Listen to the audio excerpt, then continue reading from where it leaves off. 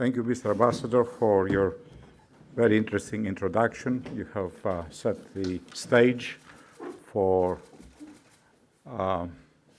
what looks to be a very exciting conference. Your Excellencies, dear speakers, dear participants, welcome to the first session of the forum, which is concerned with energy supply and security, but also with the environmental dimension, which is necessary to consider in view of expanded energy use and diversification of energy supplies in our region. With the region being a vastly expanded geographical space, which encompasses the whole of Southeast Europe, Southeast Europe's landmass, including the Balkans, but also the Black Sea, Greece, Turkey, and the East Mediterranean. As the present energy crisis has made abundantly clear, energy security has returned with vengeance as number one priority in the functioning of our broader energy system, reminding us of its importance as the basic pillar of energy policy. The other two pillars, important pillars, being the environment and the economic sustainability. But for the time being, and for some years to come, energy security will gain priority as we're going through two fundamental transformations, and meanwhile, we have to ensure that customers, households, enterprises, and industry are going to have adequate, affordable, and secure energy supplies.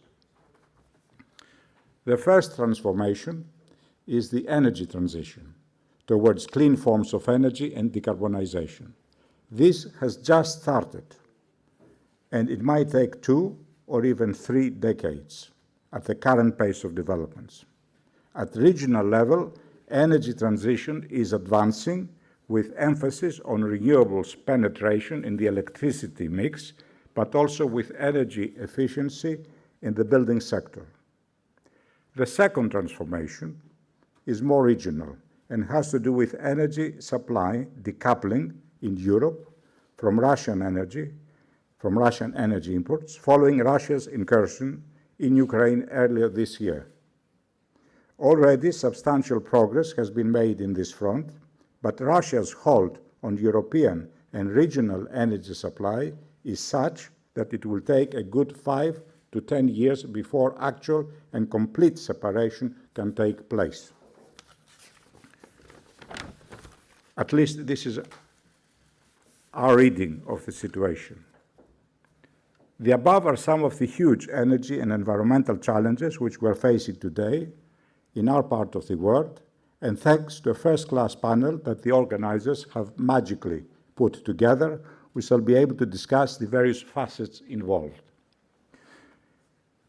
Before giving the floor to the speakers, I wish to thank Balkans and Black Sea Forum and my good friend Yannis Balakakis, and also to say that we are very happy as an institute, the Institute of Energy for Southeast Europe, in associating ourselves with this important event. So let me now introduce our panel, our distinguished panel. First of all, we have the ambassador, the outgoing ambassador of Turkey in Greece, His Excellency Mr. Burak Özügergin, and followed by Dimitris Kardomateas, a well-known energy professional who currently is the head of the Office of the Secretary General of the Ministry of Environment, Mrs. Zuku, and last but not least, Mr. Erik Holmgren, the Economic Counselor of the US Embassy in Athens. So we have a very good panel, very good combination. So Ambassador Özügergin, you have the floor.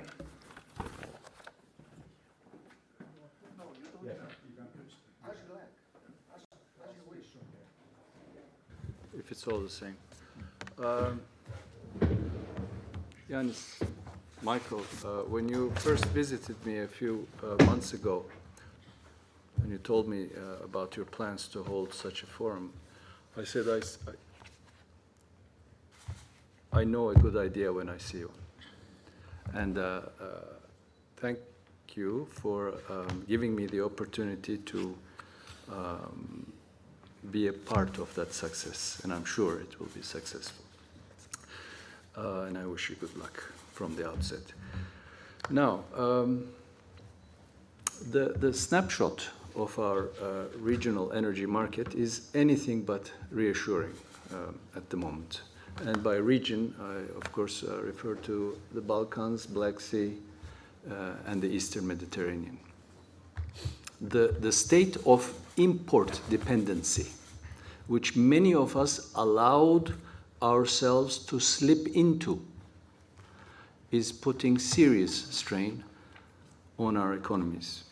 The war in Ukraine brought to the surface a stark truth that we need to address the problem of our import dependency, and we need to do that sooner than later.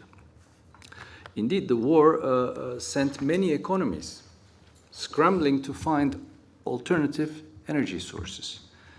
But most of these alternatives, like increased LNG deliveries, are so far patchwork solutions at best.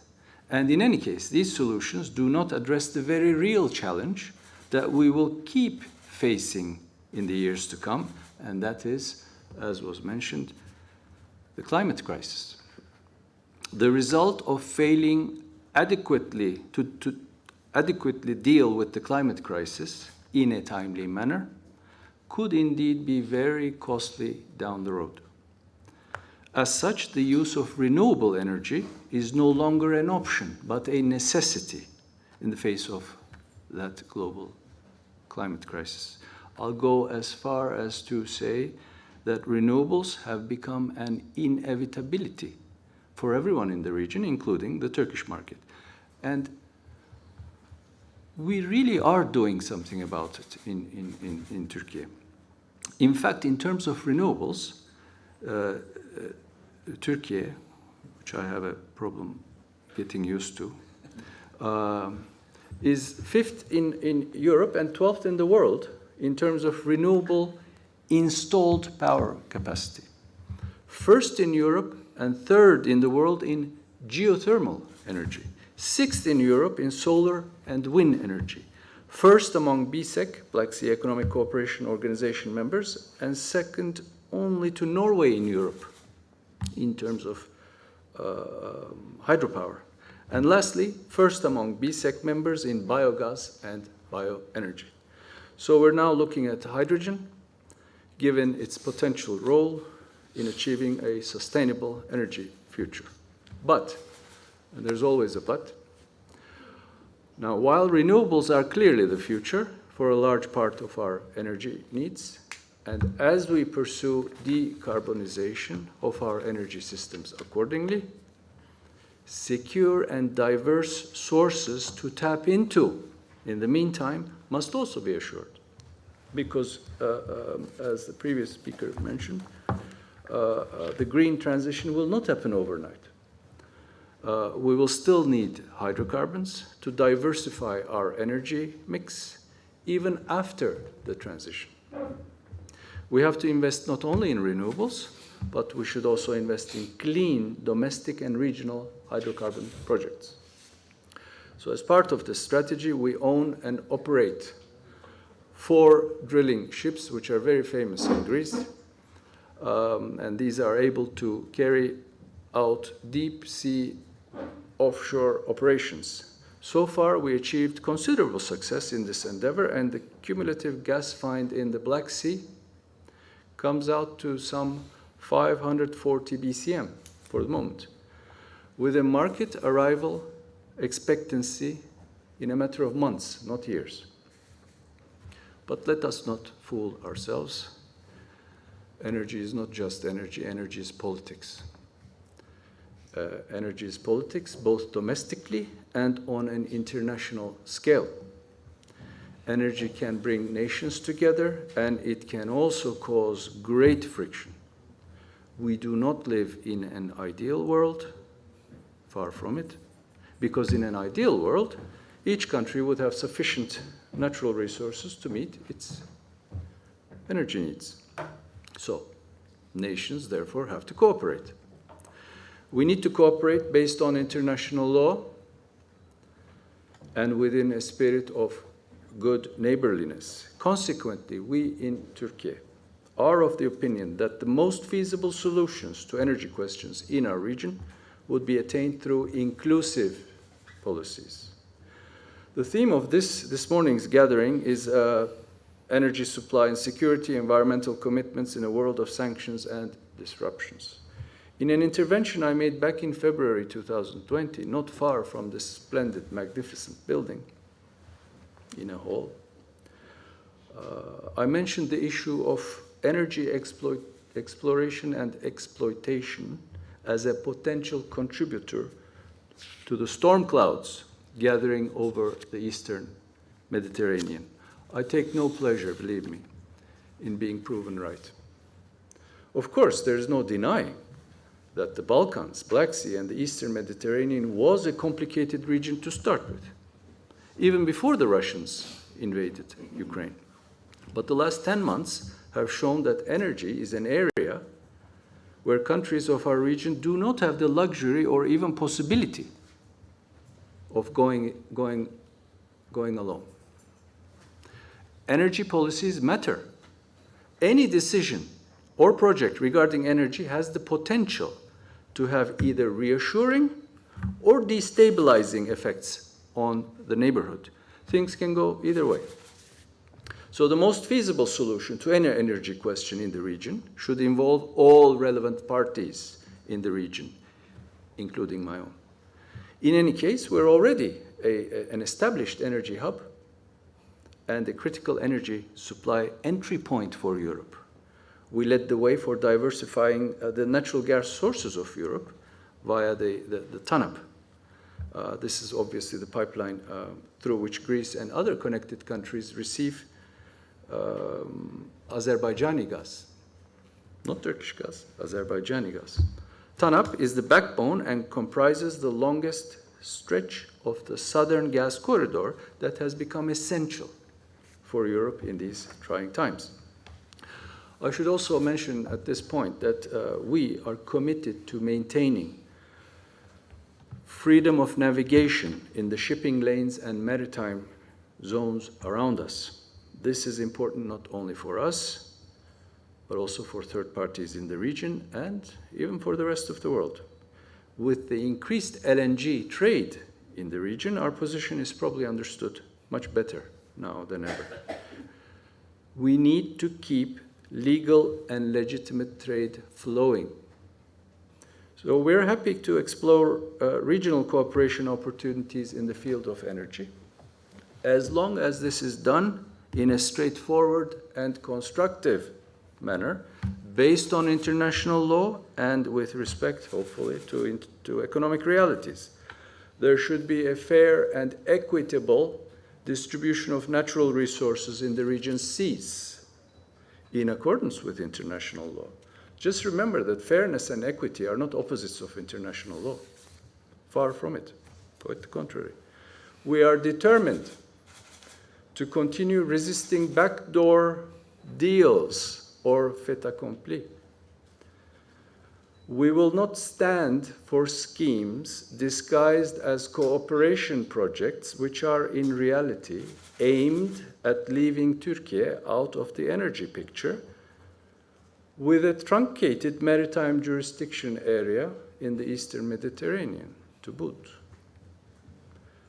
President Erdogan proposed a conference for all eastern Mediterranean countries back in his speech to the General Assembly, UN General Assembly in 2020, and the offer still stands.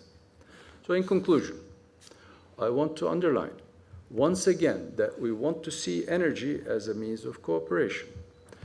There's nothing wrong with a little healthy competition, but this should not rise to the level of bitter rivalry or even hostility.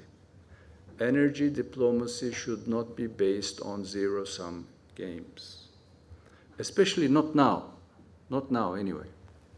Now we're all in a race against time, a race to become more energy sufficient and less energy dependent.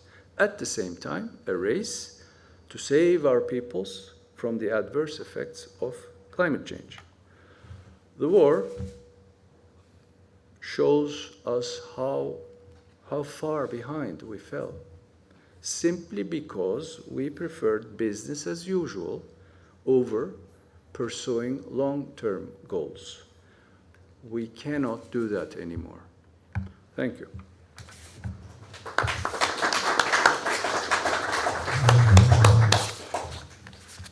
Mr. Ambassador,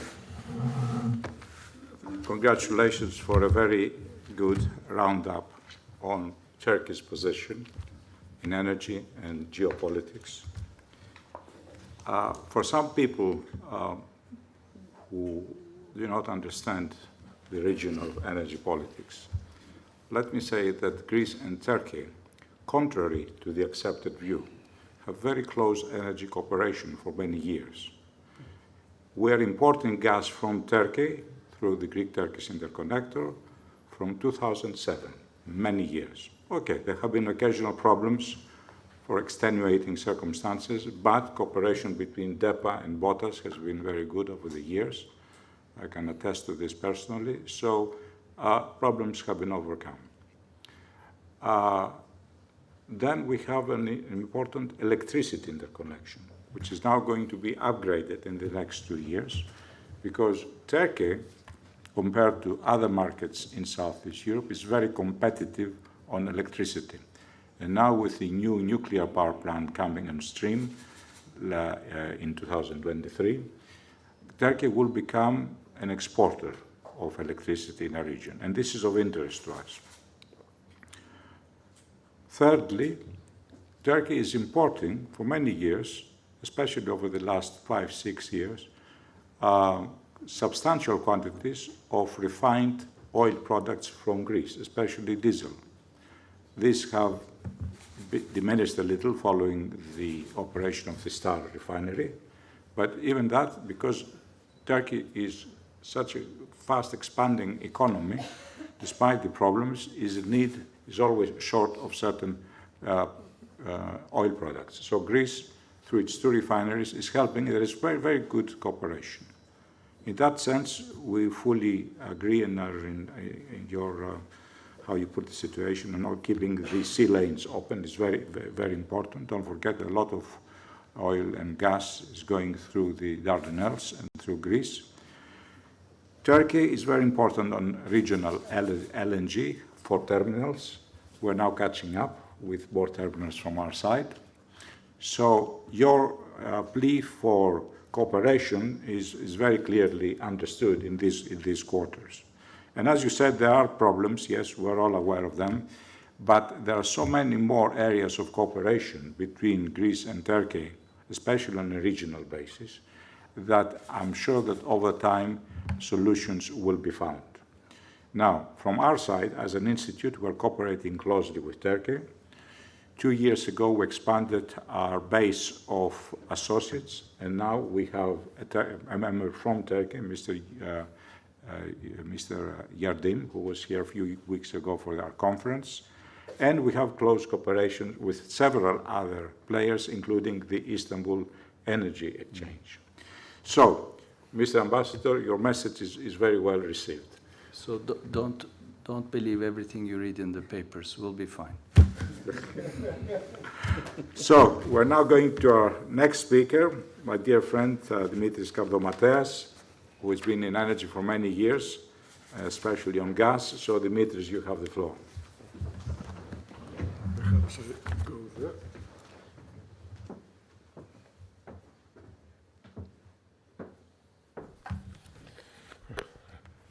So, ladies and gentlemen, good morning from my side too.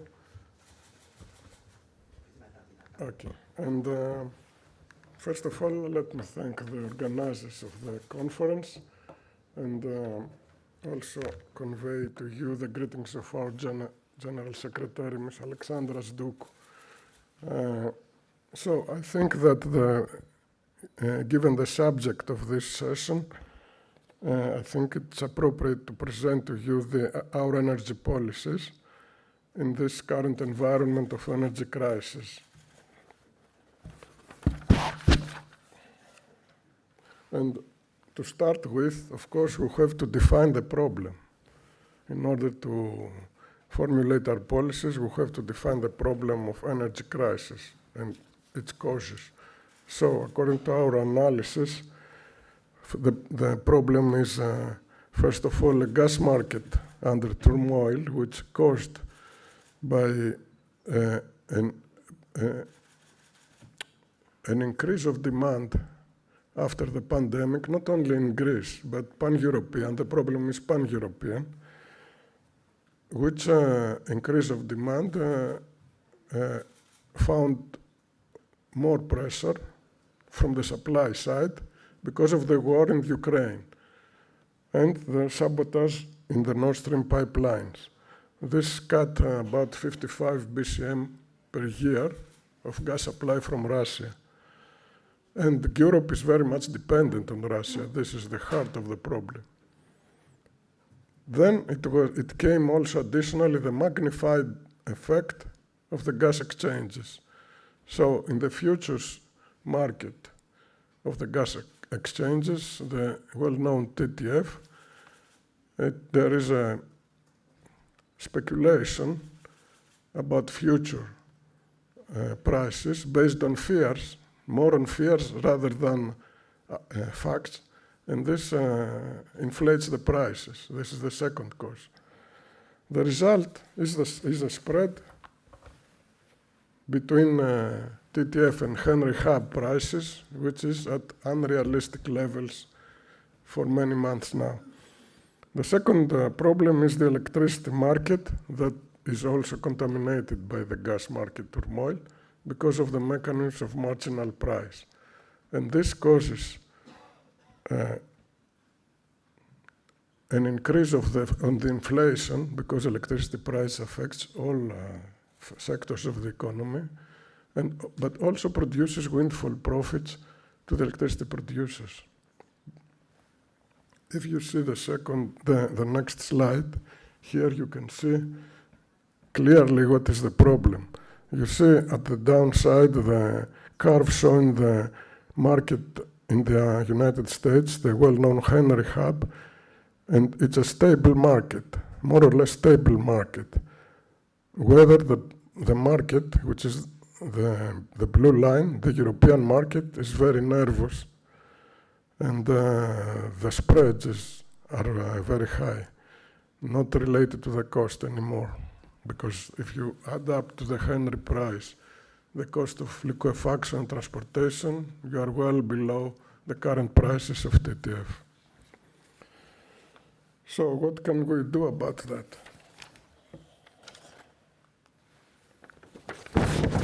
According to our view, first of all, we have to face the reality. And the reality was that Europe was very much dependent on Russian supplies of Russian gas, and these supplies have been disrupted. After the disruption of the supply of Nord Stream pipelines, Europe has lost 55 BCM per year. This has been replaced more or less by the decrease of consumption. The decrease of consumption by 15%, which has more or less achieved, has replaced this loss. But then there are fears about the rest of supplies from Russia through Belarus and through Ukraine. And this is the cause of the problem. Also, we have to mention that there are differences per region. There are places which have the choice of LNG more than others. And the Balkan and Black Sea region is more dependent on Russian gas, except for Greece and Croatia, who have an LNG terminal. So the solution to the problem is also to increase LNG on a pan-European level. And this could replace, not immediately, because you need some time to make the infrastructure, but it could replace totally the Russian gas by 2026. But of course, we have to recognize that Europe is not controlling the fossil fuels resources. And for this reason, it would always be, it was always be subject to another disturbance in the future. Only the decarbonization of the energy economy, which means renewable sources in each country, will ensure the independence of Europe on the energy sector, and it is actually the long-run permanent solution. But also we have to recognize that we have to make something very soon. The European economy is bleeding now very much because of the high prices. So we have to take immediate measures, not only mid-term and long-term measures, but also short-term measures. And that's what I'm going to show you now. So if you see this in this map, which has been drawn by the American Energy Information Agency, you can see here the LNG terminals, which are under construction, and the existing ones. You can see that the blue countries, which are mainly the Balkans and Black Sea, do not have enough LNG terminals under construction because of geographical reasons. However, the rest of Europe can face the problem in the midterm by increasing the LNG.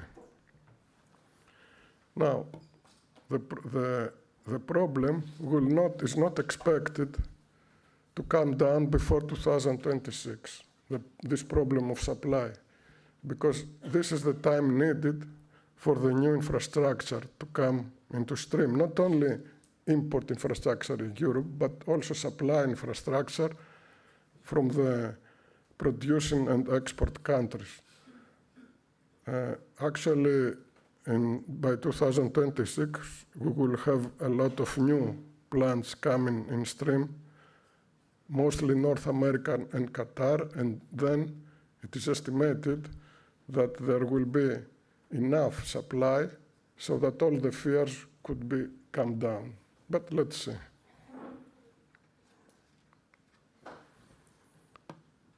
So 2026 is not very short time, so we need to take some short-term actions as well. Our short-term actions are in terms of temporary taxation of windfall profits of electricity producers, the temporary mechanism, which was one of the models for the council regulation.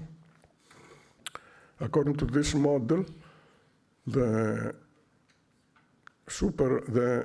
extra income of the electricity production units which are not affected by the gas prices are extracted on the source and returned to the consumers. Then we have another measure which is going to come, the temporary taxation of windfall profits of electricity suppliers, because also they got windfall profits of this situation. But the most important is the permanent mechanism to decouple wholesale gas and electricity prices. And Greece has submitted a proposal to the European institutions on this subject.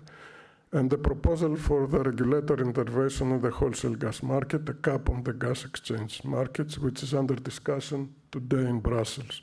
This is a short and medium term. It's not, it doesn't have to be forever.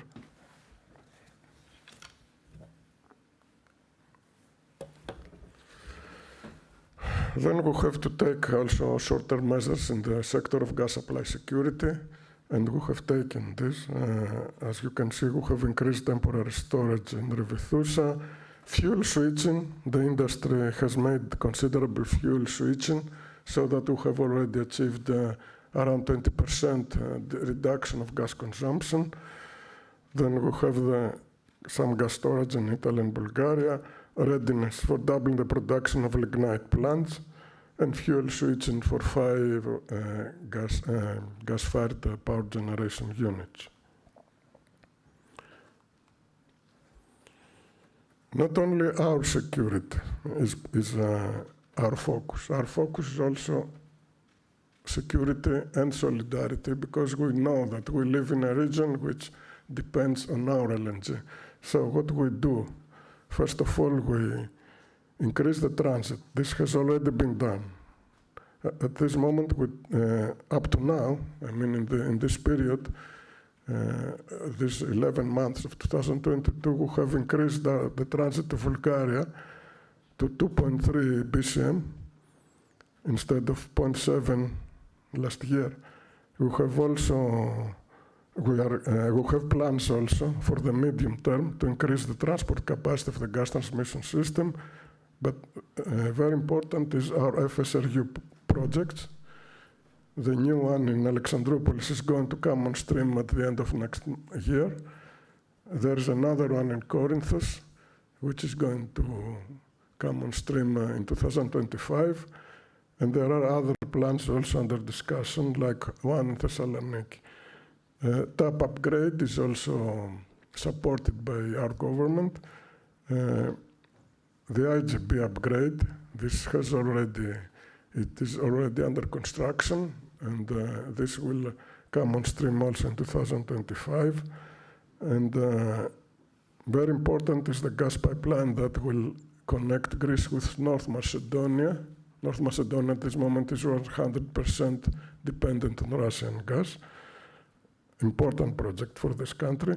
And last but not least, our exploration program in our territory for hydrocarbon resources, which is a long-term measure, because we need time to develop these resources. This is a picture is 1,000 words, so you can see there how our system is interconnected and which are the new projects, at least the most mature ones. Then we have not only in the gas sector, we have care also for the electricity supply security and solidarity. We see our country a part of the whole region, not isolated. So we have under construction, which is going to come on stream early next year, the second electricity interconnection between Greece and Bulgaria. We have the Euro-Asia project, electrical project, an important and big project that will interconnect Israel with Cyprus and Greece. And we have also the electricity interconnection Egypt-Greece, long-term projects. This is the last, I think. This is our long-term planning. Of course, we continue the policy of decarbonization, and I don't need to mention all these actions. They were promoted even before the crisis. To finalize, I would like to point out that energy supply is the Achilles heel of Europe. And the energy crisis, we see this as an opportunity to accelerate the solution to the problem in a sustainable way, so that Europe does not have the fate of Achilles. Thank you very much for your attention.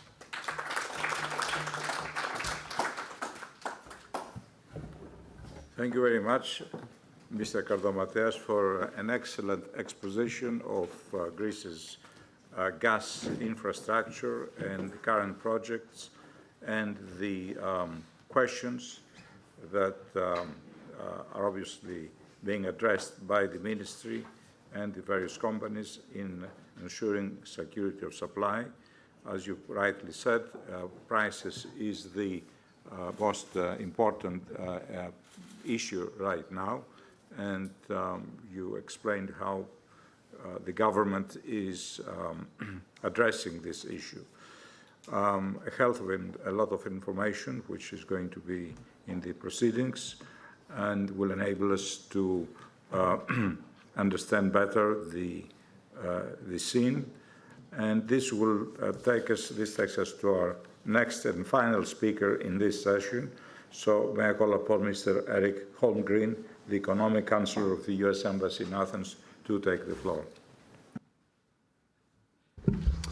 Thank you very much. Thanks for having me. On behalf of Ambassador Sunis, I'm happy to be here today representing the embassy. I think a lot of the regional points have been sort of made, so I'll try to be brief on the main points of the United States energy policy and kind of leave some more specific questions to Q&A. President Biden's Build Back Better agenda calls for sustainable investment to advance America's leadership on clean energy, develop resilient and transparent energy systems, and to create jobs of the future in response to the challenges of climate change. The United States is integrating our climate objective across all our elements of our diplomacy, starting with with energy diplomacy, which is centered at our Bureau of Energy Resources, which we call ENR in the State Department, which is now being led by Assistant Secretary Pyatt, who I think a lot of you are familiar with.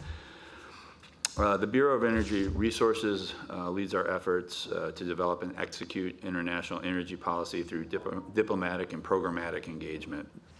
So how do we do this? We do this by supporting power sector decarbonization, resilience and access, promoting energy security, an increasingly important emphasis on securing supply chains for energy critical mineral resources, where we believe the United States and others have fallen behind, implementing target energy sanctions, and then also advancing our collective goals in international multilateral energy organizations. I think it was mentioned previously, but to underline that our two main agendas, ensuring energy security and advancing energy transition, are not in conflict with each other. They're mutually reinforcing, and our view is that we have work to do on both simultaneously. Our global energy security is reinforced by the success of our energy transition, and our governments and companies are able to do two things at the same time. We believe we need to work together, as the United States has done over many decades, or at least has attempted to do, to build an international energy system in which we can advance our economies and deliver actual tangible results to our citizens. During the transition period, fossil fuels will remain a key part of the global energy mix. Still, the United States looks to use fossil resources more efficiently, including by capturing and storing greenhouse gas emissions from those resources. At the same time, we need to accelerate the transition to ensure long-term delivery of clean, affordable, and reliable energy. The part of the Build Back Better initiative culminated in the passing of the Inflation Reduction Act, which commits $370 billion over a 10-year period to support energy transformation, not only in the United States, but around the world. And so we want to look to work with key partners and allies in ensuring that this commitment of U.S. resources helps us build resilient, secure, and reliable supply chains. I think it's worth noting that we are implementing our policy vision in close contact with our European allies. It's happening at the presidential level and all levels below that. In general, there's an awful lot of agreement between us on how we work through these issues in the medium to long term. Obviously, there's a huge focus on the short term. It's of note that the United States has significantly overfulfilled its pledge to help Europe find 15 additional BCM in LNG volumes this year, to help Europe get through this winter, given the disruptions in supply due to Russia's invasion of Ukraine. And part of this energy transition has been the United States has increased in global supply of LNG. 2022 is going to be remembered, at least from our perspective as Americans, as the year when the United States became the largest LNG exporter in the world. It's kind of a strange thing to think about. It wasn't too long ago when we had legislation in place where you could not export any energy from the United States except in certain circumstances, to now becoming a global leader in energy exports.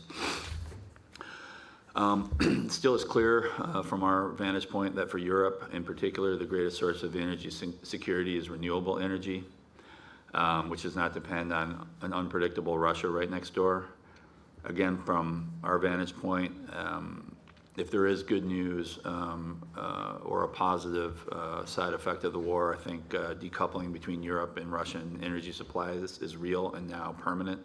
I don't think anybody in Europe will ever again suggest that Russia should be viewed as a reliable energy partner. And this dynamic has in turn incentivized Europe to accelerate its energy transition. And this is a place where Greece has shown itself to be a real leader. Speaking of Greece and more in particular, by virtue of its policy commitments, investment strategy, and simply by virtue of its geostrategic location, it's playing a key role in deleveraging Russia's ability to use energy across the region to manipulate political outcomes. In October, we celebrated the commencement of the IGB pipeline, which will transport LNG from the new FSRU in Alexandroupoli and hopefully enable it to supply Bulgaria, Romania, and beyond, eventually, potentially all the way to Ukraine. There's 10 more FSRUs coming online in Europe in the coming years, which should add more import capacity and more opportunities to diversify the continent's oil supplies. I think one last thing of note that is certainly on our policymakers' minds and is really relevant to Greece and actually to Europe, given Greece's outsized role in shipping, is along with Norway, our green shipping challenge. If shipping were a country, they'd be the 6th largest emitter. So we're working with ports, the private sector, and government to try to decarbonize international shipping. So I think I'll stop there. In short, that's a brief overview of the United States government's energy priorities and a bit on how they're being actualized in Greece. Thank you.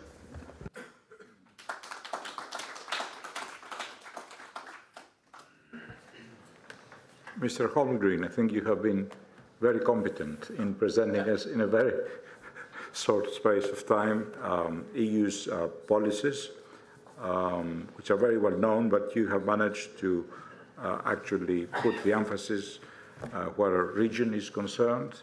And it's very clear that the USA is supporting both renewables, energy efficiency, but at the same time, as you said, making more efficient use of fossil fuels, which are necessary in the energy transition. So I think Ambassador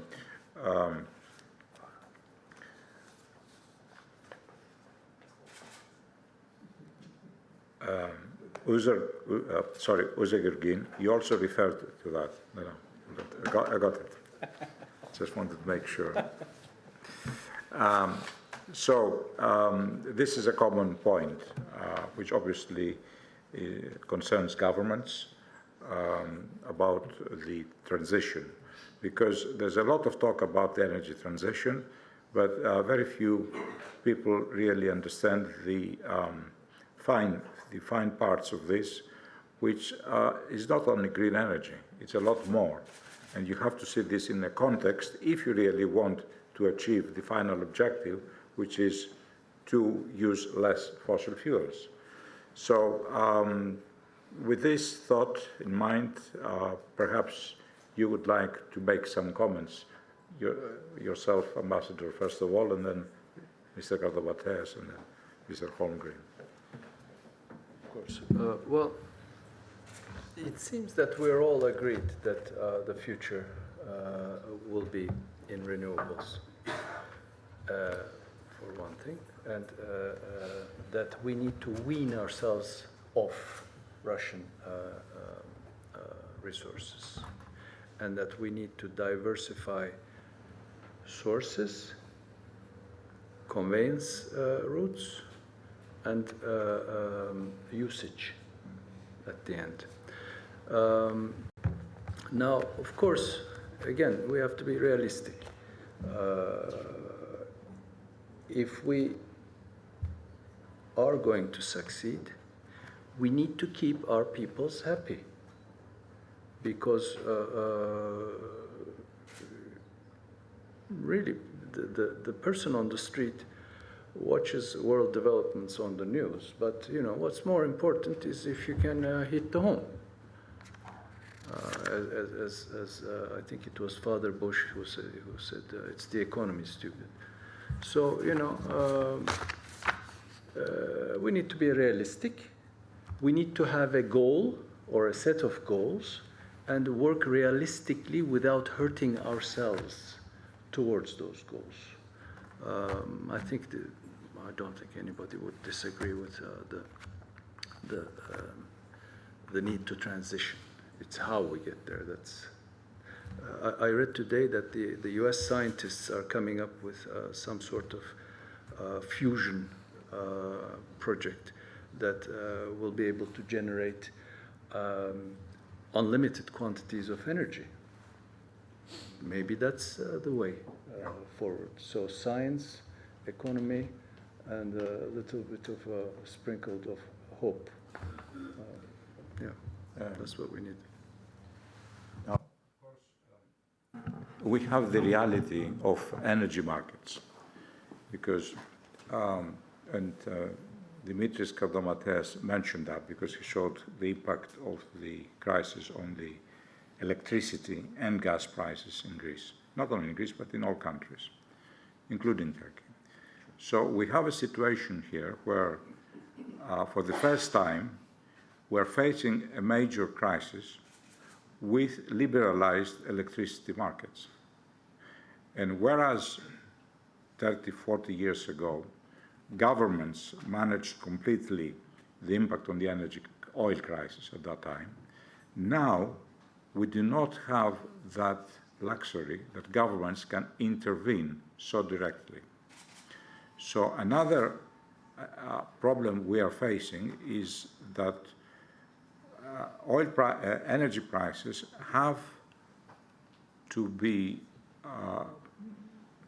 they're maintained, they're really come about as a result of the operation of energy exchanges. And this poses a problem to governments and to institutions. So, Dimitris, would you like to comment on that, please?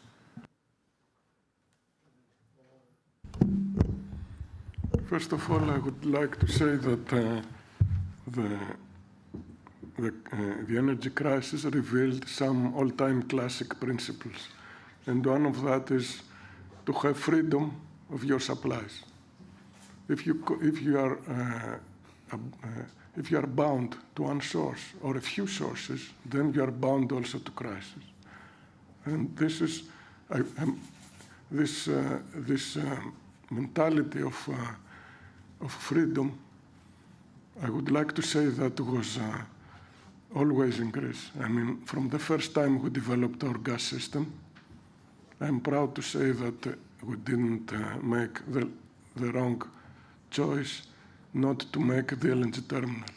Even in the first stages of the market, when the market was below 1 BCM, we built this terminal because we like to be free.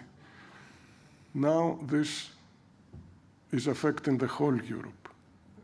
And because things have become not national, but supranational, regional, and pan-European, unfortunately, Greece suffers the high prices as well, although our security of supply system is much better than the rest of Europe. And that's why we propose also to have some interventions in the exchange markets, because we have seen by the results and the analysis of the figures that the markets are overreacting based on fears, not on actual data. If you see the data of gas supply and demand now, there is no disruption of gas supply anywhere in Europe, but because they fear it could come in the future, the prices are high. This is a characteristic of the energy of the exchange markets, especially if they have future markets together.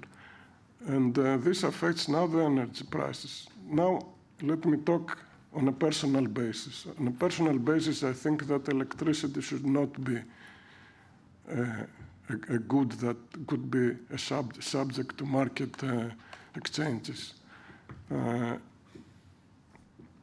And so something has to be done. Because we cannot change everything at once, at least we have to make some interventions on the way the exchange market operates. And the first interventions is to decouple the prices of the electricity exchange market from the prices of the gas exchange market. We have, as a government, we have submitted a very good proposal to the European institutions. The second thing is about gas. Gas proved also to be a wrong choice to make it as in an exchange market for the mere fact that Europe does not control its supply. So by placing gas in the exchange market, it lost all powers of affecting the prices. The prices are affected by entities outside Europe who are controlling the gas supply. And because they imposed these indexes, the market indexes, to be embedded also in the long-term contracts, you don't have even this tool to face the problem. The long-term, if you go to speak with the supplier, they will ask you to place a formula that changes the price according to TTF. Why? This has made Europe a slave, a slave of the suppliers, and we don't like to be like that. That's why we have made all these proposals, and we hope for an outcome today in the Energy Council, but things are not so optimistic. Thanks. Thank you, Dimitris. You quite rightly pointed out the problem with the markets, that they are trying to discount the fear element, therefore the prices increase. And at the start, you also said that we have an issue with supply because we have to ensure that we have adequate supply. And I think this actually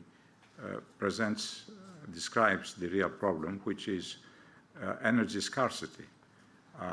Energy scarcity right now, in form of mainly gas and also oil, is what is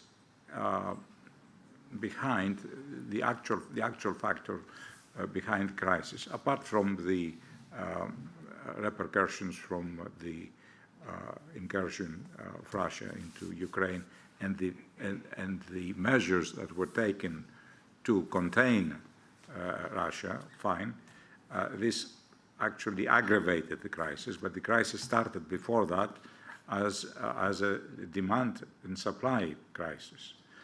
Turkey, rightly, as the ambassador pointed out, is not only developing renewables, but is developing gas. And I think one has to look closely on what Turkey is doing in the gas sector, because TPAO, which has been working for many, many years under difficult conditions, has actually started delivering on a big scale. I'm referring to the discovery in the Black Sea. And this forms part of the energy policy. So United States, which I'm sure Mr. Holmgren will add to that, has such a policy because it's self-sufficient in terms of fossil fuel supply, and not only that, it has started exporting LNG. And unless USA had taken a lead role on LNG a few years ago, today we wouldn't have enough LNG to help Europe exchange or replace Russian gas with other gas. So, Mr. Holmgren, you have the floor. Perhaps you'd like to comment on some of these points. Sure, thank you.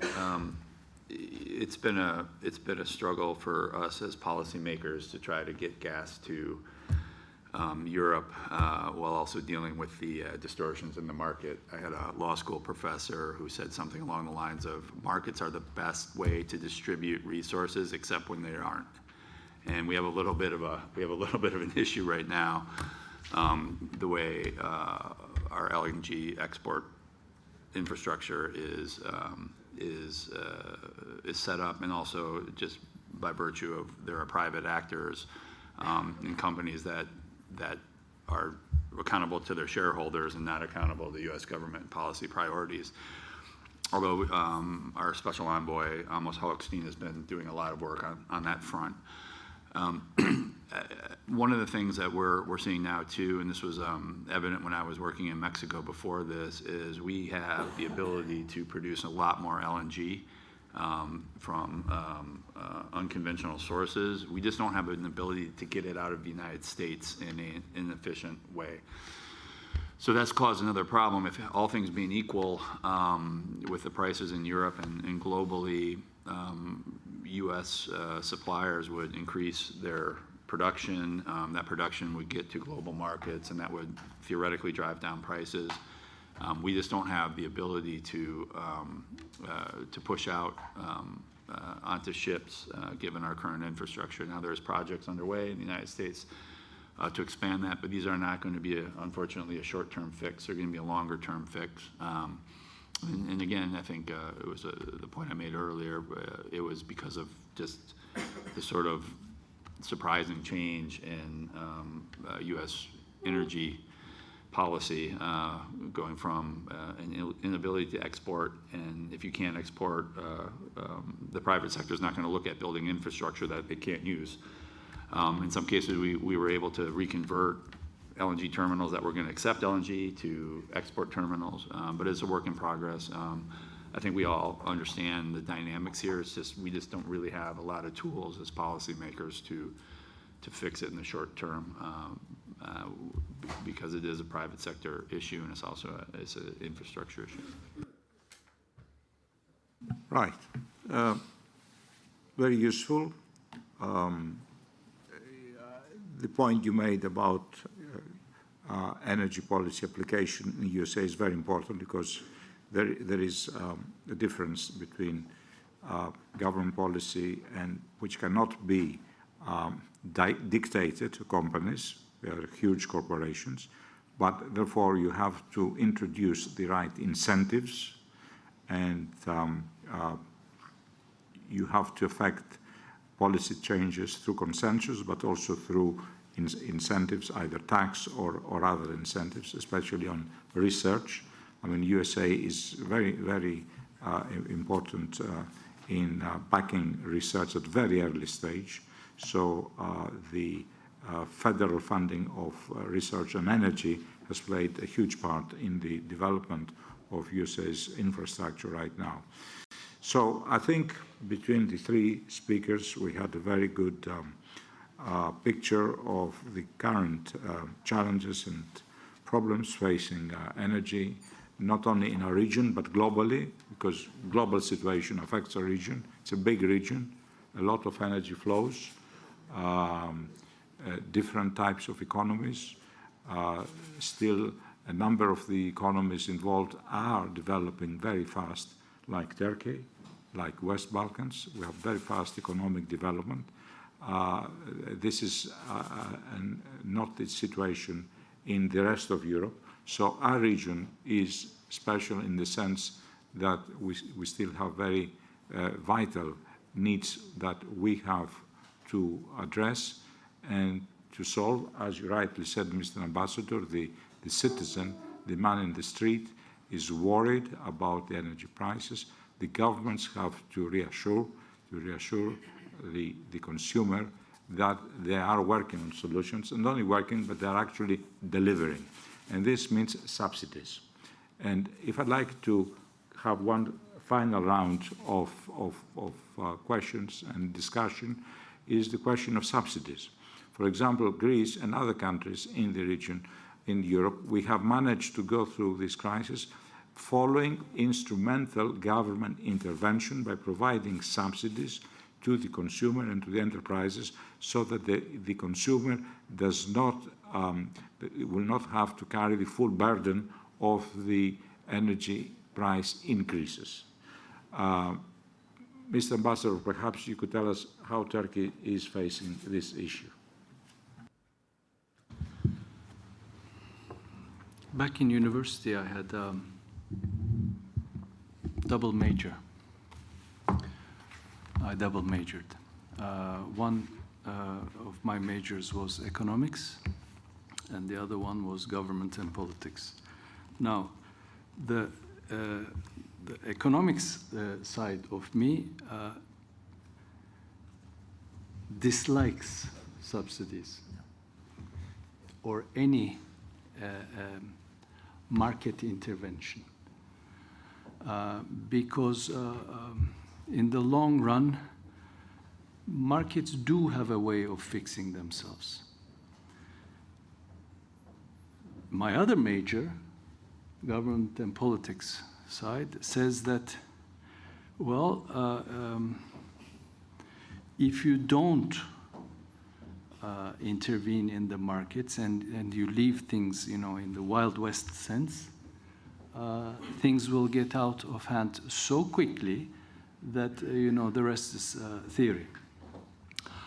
Right now, probably the 51% goes for the government education that I received, because this is not normal. You know, one country invading the other is not normal. And that country supplying the majority, in some cases 100% of the energy of some of our friends' countries, that's not normal.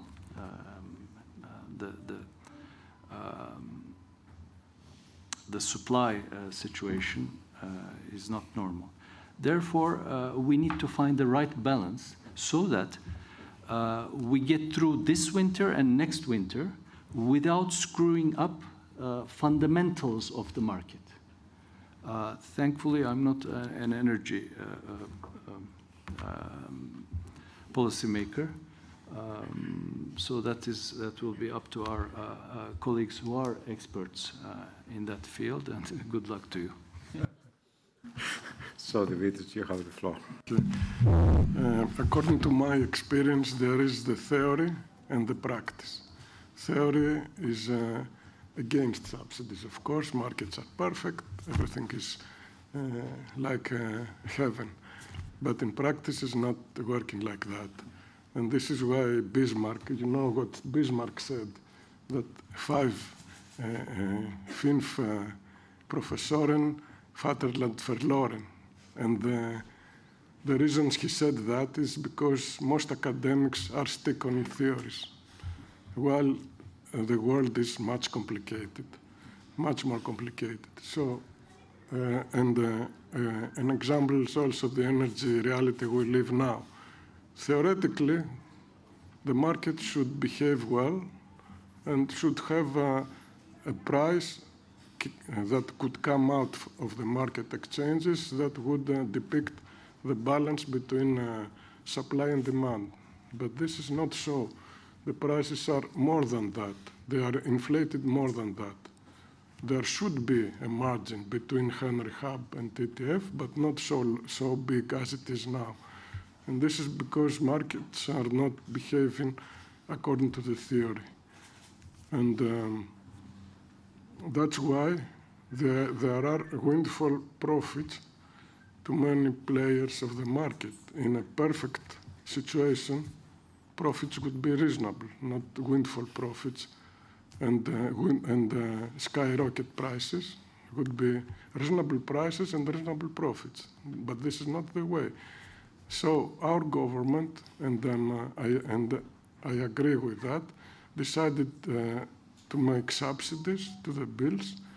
The subsidies up to now are 7.5 billion euros to the bills of electricity and gas, out of which 1.3 come from the state budget. The rest, the majority, is coming from the windfall profits which are extracted out of taxation or other measures. Is it right or not? Of course it's right, because otherwise you would have to pay a bill that would be 5 or even 10 times more than it was before the crisis. Now our bill is about 2 times more. So who can manage? But imagine what would happen if we had to face these bills and some other guys made windfall profits. So I'm certainly in favor of both things. When the market operates well We don't need any state intervention, but when the market does not operate well, then we need, certainly we need, and this is one of the reasons, one of the missions of the state, to secure stability in the economy. Thank you. Thank you, Dimitris.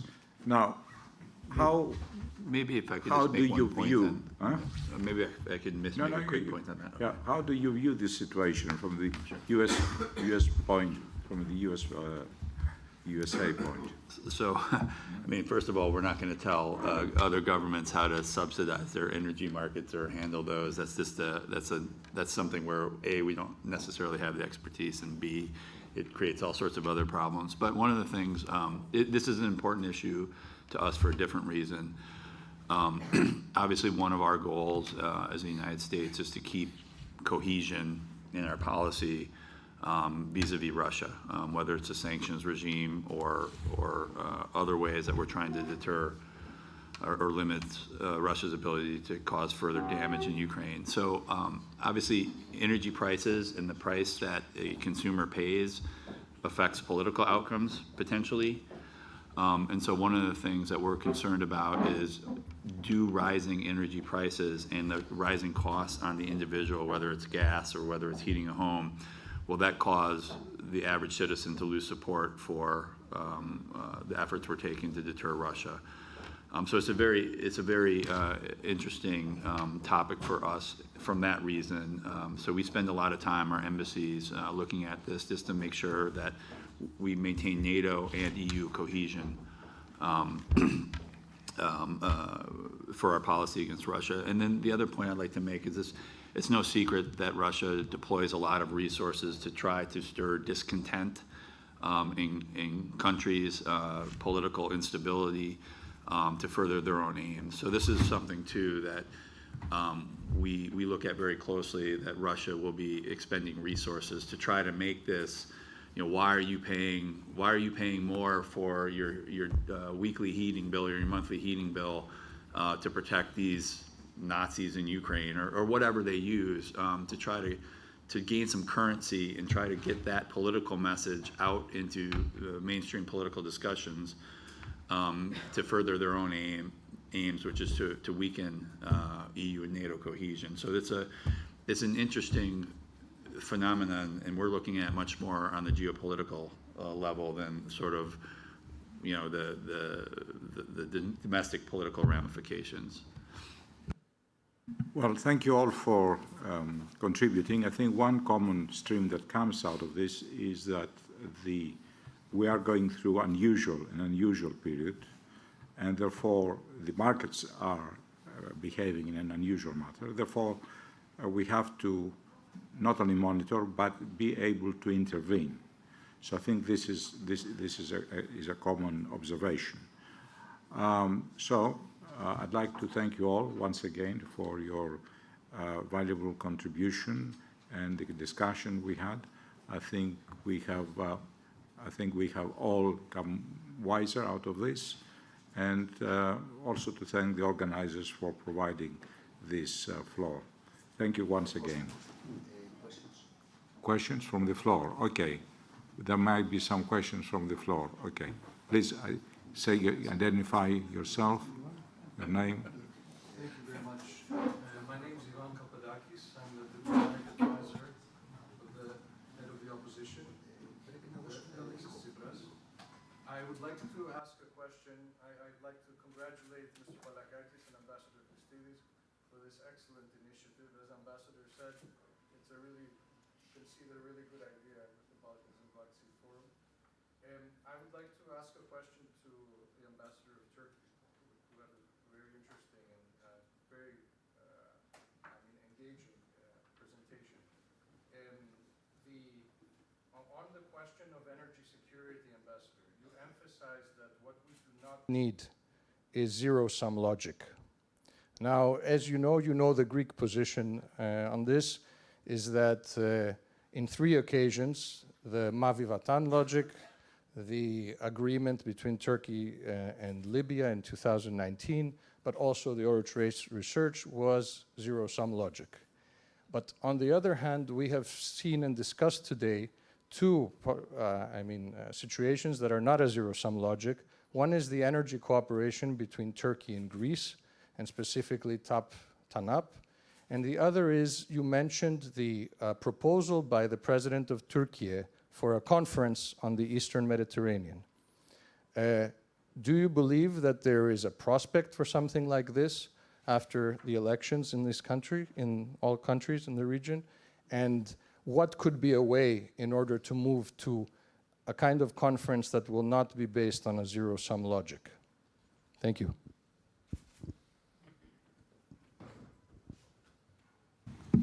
Ivan, I was hoping to get through today without mentioning the Sevilla map. But just as we didn't start the Oruç Reis saga, we didn't draw the Sevilla map either. So zero-sum happens when one side of the scale goes down and the other side goes up. So we've discussed this ad nauseum with you. I know what you think. I hope you know what we think. But let's move forward, because I think each country made their points. Honestly, I don't think that one side needs to lose for the other side to win. Now, had our Egyptian colleague been here, I would say the same thing to him. I think there is hope for a proper delimitation in the Eastern Mediterranean. There is hope. I think the deals that Greece made with Italy and Egypt can work, mutatis mutandis, in our case, can work if the volume is a little bit reduced. You know, we don't speak from the balconies, but we speak at the table.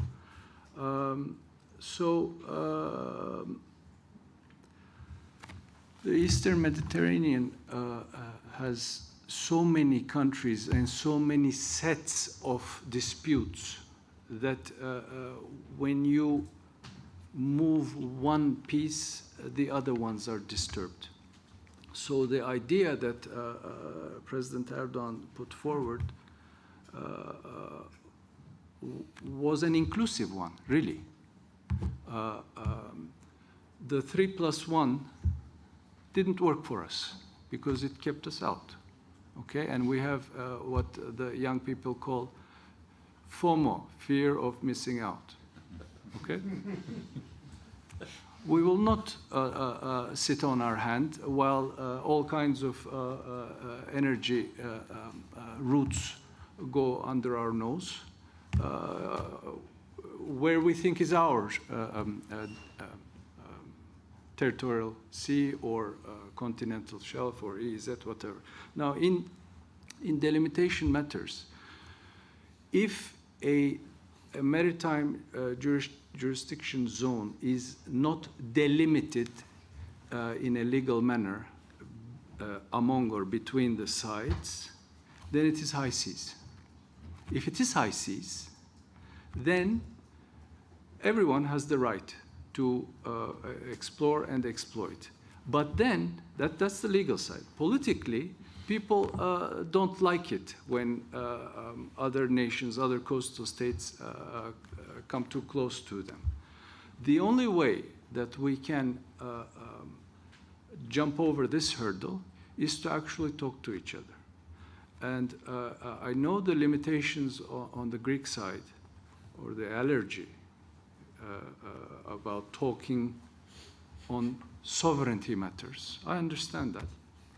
But if Greece finally broke the chains and is speaking with, or has been speaking with Italians and the Egyptians, and sorry, but if it has obviously abandoned the very sets of positions that caused the problem with Turkey in the first place.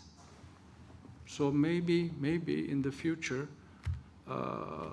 after the elections or soon enough, maybe we can have the courage to sit down and talk about our problems. Okay, thank you, Mr. Ambassador, for a very clear and very honest answer to these eternal questions. Eternal, I hope they will not be eternal. So are there any other questions from the floor? I cannot see any hands, so I think we can conclude this part of the conference. And thank you once again.